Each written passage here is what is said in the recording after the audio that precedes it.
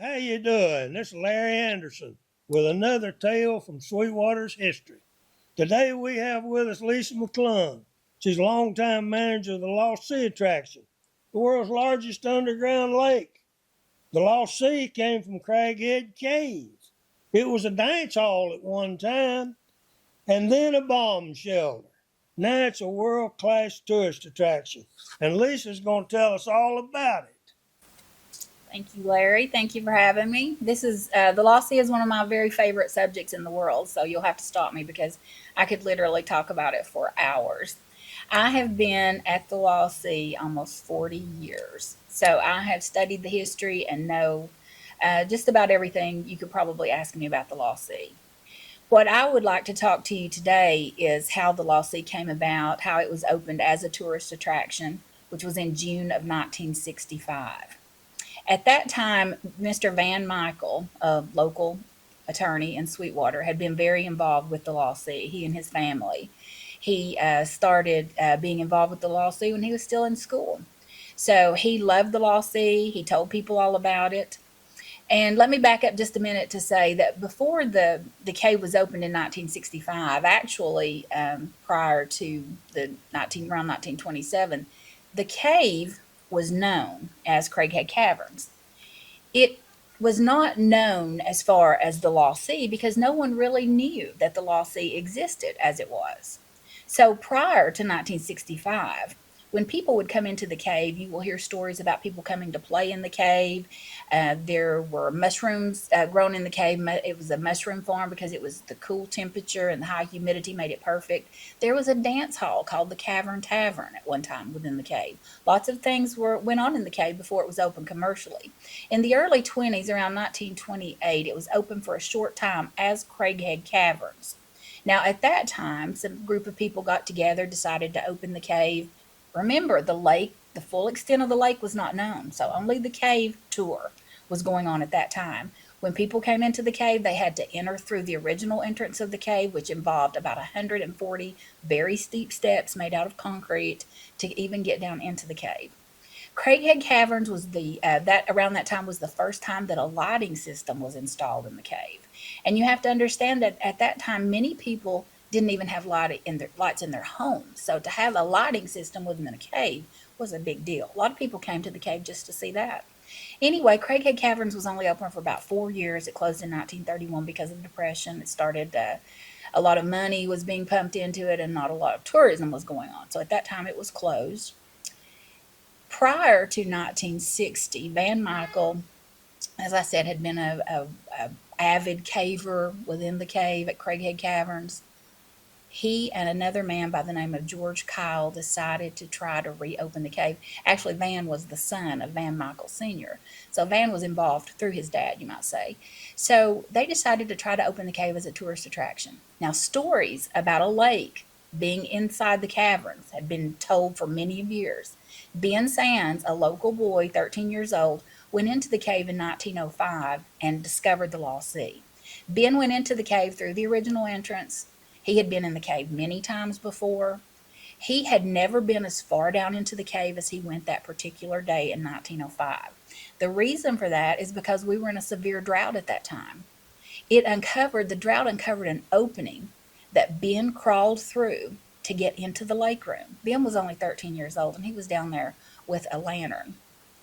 So he came into the cave, he came into the lake room, and he found himself standing knee deep in water. No matter how hard he looked and searched, he couldn't tell how big the lake was. So he made mud balls and threw them out in all directions, trying to touch the sides of the walls. No matter how hard Ben threw, he could only hear the splashing of water, so he knew he had found a very large body of water. When Ben went back out and told people, they were like, oh, yeah, sure, you're 13 years old. Yeah, we know there's water down there. But they had no idea what Ben had really found. Well, through the years, Ben told stories about finding this huge underground lake in the cave. So, in the early 60s, a lot of exploration had been done. And shortly after Ben, let me back up to say that shortly after Ben discovered the Lost Sea, the drought was over. The water rose back up. People would go down into the cave at that point and see a small pool of water out before them. They had no idea what was under it. So, in the early 60s, as I said, tales about the Lost Sea had gone on. And Ben, of course, being told the stories to his parents and his siblings and everybody, the stories, were told about the lake. In the early 60s, Van Michael, as I said, him and his dad had been instrumental in getting the cave to be opened as a tourist attraction, worked with a man by the name of George Kyle. They decided to try it again. They went into the cave. They had people to come in and do measurements. Drilling equipment was brought in. They decided exactly where to start from the top of the mountain to go down into the cave to get to the water. So at that time, the water, I always like to say at that time the Lost Sea was sort of rediscovered because it was not known to a lot of people, not the full extent of it. I remember when I was a little girl, I heard my dad and my brothers talking about it, and they said, "Did you know they discovered a huge lake?" And it was almost like it was scary. It was almost mysterious and scary because there was this huge lake and it was dark and it was underground. And I remember the first time when I went on a tour when I was about 7 or 8 years old, it was so scary to be in that dark cave and know that you're going into a huge lake area where a lake was. It was almost unbelievable to most people at that time. So in the early 60s, Van Michael, George Kyle, and a group of people got together.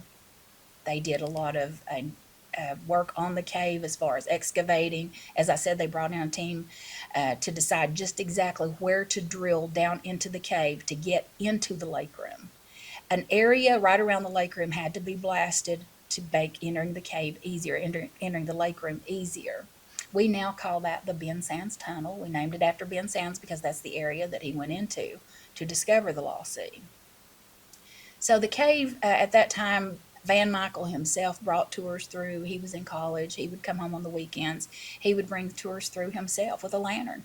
The full lighting system had not been installed at that time, and it wasn't installed until closer to opening in 1965. A man by the name of Roy Davis, who was with Cumberland Caverns, and I actually did the lighting at Cumberland Caverns, was instrumental in getting the lighting put in at Lost Sea. He even came back in the probably the early 80s and did some extra work in the Lost Sea. He came and camped at the Lost Sea in the upper parking area in a camper and worked Monday through Friday and went in a little Jeep that he had and did work on the lighting to update it and do some things that we needed. So the Lost Sea was set to open in June of 1965. Now, at that time, the big yellow tunnel that you may have entered when you come on a tour at the Lost Sea was not in place. They decided to look at the actual structure of the cave and decide the easiest entrance to get into the cave, the easiest way to get into the cave, and that was through the area where the yellow tunnel is located now. That area was blasted through 135 feet of rock and dirt just to make entering the cave a little easier. The tunnel is about 140 feet long. It is painted yellow because the yellow helps people's eyes to adjust to the light once they get into the cave. They go through the tunnel. It's a very bright, sunny day when you come in. You go through that yellow tunnel and straight into the cave. It's almost like entering a movie theater where it's very dark. So the yellow helps people's eyes adjust to the light. The cave was opened in 1965, in June of 1965. There was a couple of soft openings. The Sweetwater Kiwanis Club actually sold tickets earlier that year to have a sort of a soft opening and have a private showing of the lake and the cave. The boats were brought in pieces and put together at the lake scene, at the side of the lake, and that is still the way that we do it today. We have 4 boats. The lake itself covers a surface area of 4.5 acres. So how did it get the name Lost Sea? At that time, Ruby Falls and Rock City were very popular attractions in Chattanooga. So they were tossing around the idea of Lost Lake. They thought they wanted Van and the group, the Tom Brisk group is actually who they were working with at this time, decided that they wanted a short name, not a long name, something that could be put on billboards and things like that. And Ruby Falls, Rock City were really popular. So Van said, how about Lost Sea? And so that is how the name Lost Sea came about. So it has been given that name since 1965. As I said, the cave itself was called Craighead Caverns. There's a lot of history to the cave other than just the lake. We believe that the Cherokee Indians used the cave in the early 1900s. Some boys were exploring in the cave and found cave artifacts, Indian artifacts, jewelry, some pottery, some things that were used in the cave, we believe, by the Cherokee Indians. And if you think about it, it was a very good place for the Indians or for anybody. The cave temperature was a constant 58 degrees. so people could come into the cave. It would feel warm in the winter, cool in the summer. So it was actually a good place to be. Civil War soldiers used the dirt in the cave. They mined the dirt for the nitrate to make gunpowder. And so it was also a place that a lot of Civil War history. There's a date etched into the wall in the cave, an 1863 date that has been carbon 14 tested, and it proves to be authentic. We believe it was put there with the carbon of a Confederate soldier's torch. There's also a lot of graffiti on the cave walls, and a lot of damage was done to the cave. Back in the early 1900s, before people knew the extent of the lake, people came into the cave. Like I said, they used it to grow mushrooms. They stored fruits and vegetables down there because of the cool temperature. People came and wandered into the cave a lot, and unfortunately, they did a lot of damage. They broke off a lot of formations. They did a lot of writing on the walls that's still there. And the particular area that you see in the cave where a lot of the writing is where they wouldn't have to come very far into the cave to be in that area to write on the walls. So a lot of damage was done, unfortunately. So when the cave was opened in 1965, we started doing a cavern tour and a boat ride. We take people through the cave. We can take up to 1,000 people a day. It's actually, the attendance has been more than that at times. We do a lot of school groups. We do an overnight wild cave tour where people can come in and spend the night. Now, the area where people spend the night in the cave is the area where the Cavern Tavern was located. A dance floor was built.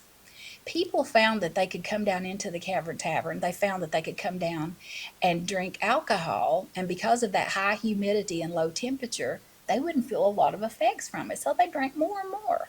But when they started back up those 140 steps, because that's the only way they had to get in at that time, they started tumbling back down the steps. So the Cavern Tavern was successful, but not successful because of the people, that couldn't make it back to the top safely enough. The cave was also stored with enough fallout supplies to feed 20,000 people in case of a national disaster. This was in the early 60s, actually, before opening in 1965. It was stocked by the Civil Defense. My dad and my brothers helped stock it at that time. They brought enough supplies in, like I said, to feed 20,000 people for 2 weeks in case of a national disaster. Now, those supplies were brought in tins. They held high protein crackers, things that you wouldn't have to eat a lot of to have a full filling, have your stomach full. They brought in sanitary products, and all of those were packed within these tins. The tins were kept in the area, around the area where the Cavern Tavern was located. So that was after the Cavern Tavern. We eventually took those out several years ago. The people that were coming in and spending the night in the cave, it was in an area where they were. Unfortunately, people popped some of the cans open, the crackers came out, and it was a mess. So we took most of those out of the cave. We now have a small section on display of those tins. When you come on the tour, you can see those to get an idea of what it was like or what the supplies would look like. We still have people that call today wanting to know if anything happens, if there's a national disaster, if that's where they need to come. So I always tell them to bring some food because we don't have food down there anymore. So when the cave was opened in 1965, we started out, of course, as the Lost Sea. We did a cavern tour and boat ride. Fish were stocked in the lake, rainbow trout were stocked in the lake, sort of as an experiment to see how the fish could survive, and also to find out if the fish were getting outside of the cave. The lake itself is fed from about 5 underground springs. The fish were tagged, they were put into the cave. They did not show up anywhere else. So we know that the Lost Sea is a contained body of water. The deepest point of the Lost Sea is about 65 to 70 feet deep. It starts out very shallow around the boat dock where you get on the boat, about 10 to 15 feet deep.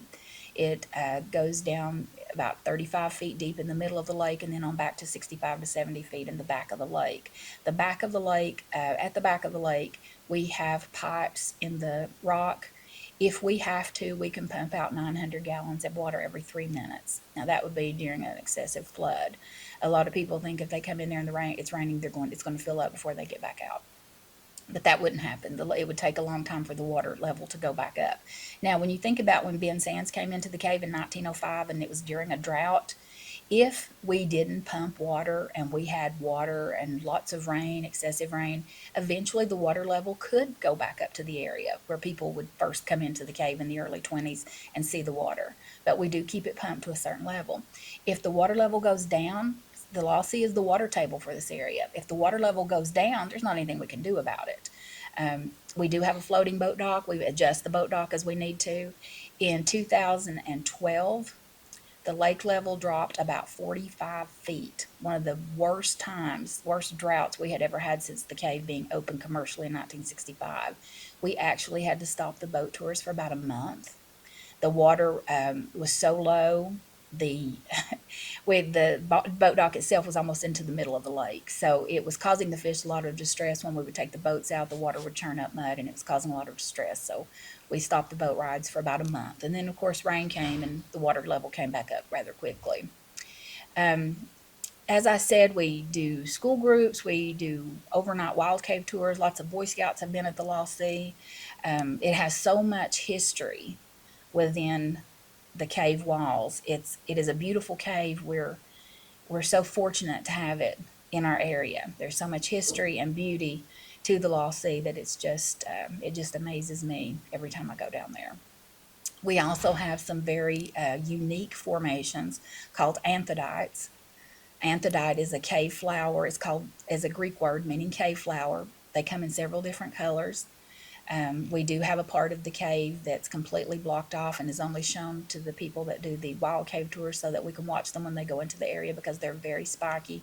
The very fact that we have the anthodites is why we were registered national landmark in the 60s. So we're very proud to have that designation. We've also been designated as a Civil War trail marker because of all the Civil War history.